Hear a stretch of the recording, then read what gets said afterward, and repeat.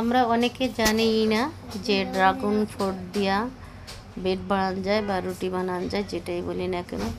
দেখুন, আমি dragon fruit দিয়ে আমি ময়দাটা করে নিয়েছি। এখন উপরে একটা ডিম ভেঙে দিয়েছি যাতে এটা টেস্টি হয় খেতে বা মজা হয়। তো এটাকে এখানে কিন্তু আটাও ছিটিয়ে দিয়েছি।